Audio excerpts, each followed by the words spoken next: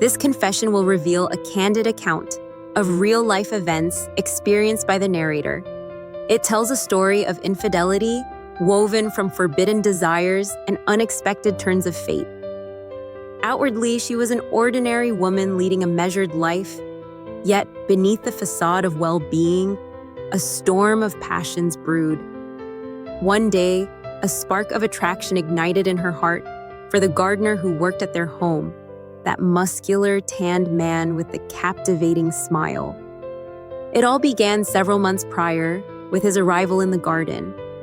From their very first encounter, something stirred within her soul. His skilled hands pruning branches, his sweaty body glistening in the sun, and a piercing gaze that seemed to speak what her husband would never dare. It all hit her like a bombshell. From that moment on, her mind filled with daring fantasies and forbidden desires. Every accidental meeting in the garden, every fleeting touch as he passed by became an obsession. Initially, she tried to resist the surging emotions. She desperately fought the temptation, contemplating the potential consequences and the sanctity of her marriage. But eventually, a moment arrived when she could no longer hold back. One scorching summer day, with her husband away on business, she decided to unleash her deepest fantasies. Donning her most seductive lingerie and perfuming herself with her favorite scent, she stepped out into the garden. Her heart pounded wildly, a mix of excitement and agonizing guilt. She stood on the edge of an abyss, with no turning back. She presented herself to the gardener in all her splendor, in a carefully chosen outfit designed to entice him. Every detail of her appearance was meticulously planned, a form-fitting dress that accentuated her figure, high heels that visually elongated her legs, and loose hair, lightly curled to create an enigmatic and sensual look. With each step towards the patio, she felt her heart trying to escape her chest. She struggled to rein in the excitement and nervousness that consumed her. She knew she was playing with fire, but the craving to bring her boldest fantasies to life was stronger than any fear or remorse. Finally, she reached the patio and saw him. He was engrossed in his work on the lawn, his body glistening with sweat, every flex of his muscles an unspoken invitation to draw closer. Gathering her courage, she approached him, trying to conceal the storm of emotions raging within. "Hello," she said with a flirtatious smile. "I see you, reworking hard under this scorching sun."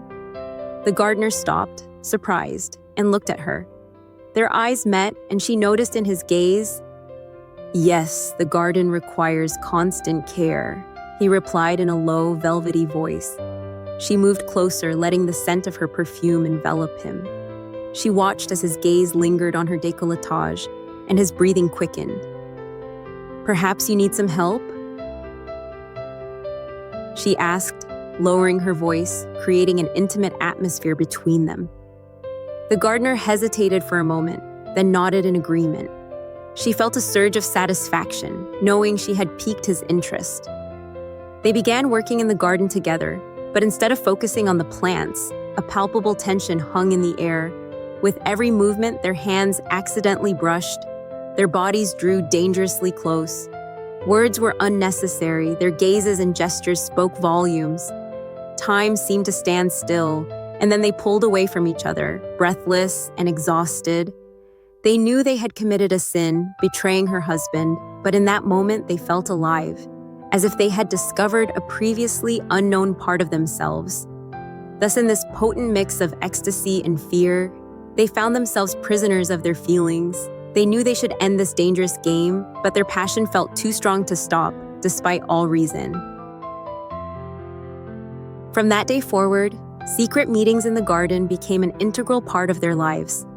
Each time her husband left the house, she would find any excuse to see the gardener. Sometimes she needed something from the garden. Other times she initiated a casual conversation that invariably led her to him. Each encounter transformed into a dangerous dance, full of stolen glances and fleeting touches. Emotions escalated to their peak, and their bodies merged in a surge of uncontrollable desire. The garden became their secret sanctuary, where they indulged in passion without inhibition. Soon, the privacy of their meetings was no longer enough, and they began seeking more secluded corners of the garden, hidden in the shade of bushes or by the edge of the pool. Every nook became a witness to their sighs and moans, intertwining into a secret melody known only to the two of them. However, as their relationship developed, something began to change between them. The gardener increasingly cast meaningful glances her way and showed signs of affection outside their secret rendezvous. His text messages grew more frequent and filled with tender words. Gradually, the desire that bound them began to evolve into deeper feelings. One day, after one of their passionate encounters in the garden, he took her hands and looked into her eyes. In his gaze, she saw something more than mere lust, something beyond stolen moments of passion. "I want more than this," he said in a quiet but firm voice. "I want to be with you." Then one day, while working in the gardener unexpectedly broke the silence, crossing all boundaries. "I want to be with you." This confession hit her like a bolt from the blue. The protagonist found herself in turmoil, torn between her love for her husband and her sense of duty. She knew her marriage had seen better days and the old flame had dimmed. Yet the thought of destroying everything for a fleeting infatuation with the gardener filled her with dread. Gathering her composure, she said firmly, "I am sorry, but I am married, and my life is inextricably linked to my husband." She hoped her words wouldn't sound too harsh. In his gaze, she read resignation, as if he had foreseen this outcome. He understood that he had been playing with fire from the start, but secretly hoped their mutual attraction could evolve into something more than just an affair. "I understand," he whispered, "but I can continue like this. Fleeting encounters aren't enough for me." His words gave her pause. She faced a difficult choice: the stability of her marriage or the consuming passion she shared with the gardener. Her heart was torn between security and thrilling uncertainty. The tension between them grew unbearable with each passing day. Their garden meetings became rarer, filled with awkward silences and longing glances. They both understood that their forbidden connection was slowly fading, like wilting flowers in the garden. Recognizing the need for action, the protagonist knew she had to end it before her husband discovered their affair. Simply firing the gardener would arouse suspicion and potentially ruin her life. She needed to find a solution that was both discreet and effective. She concluded that it was time to stop their garden meetings once and for all. She couldn't allow their feelings to intertwine any further, jeopardizing her marriage and peace of mind. It was time to face the consequences of her actions and move forward. Summoning her courage, she arranged a meeting with the gardener in a neutral location, far from the garden that had witnessed their unrestrained passion.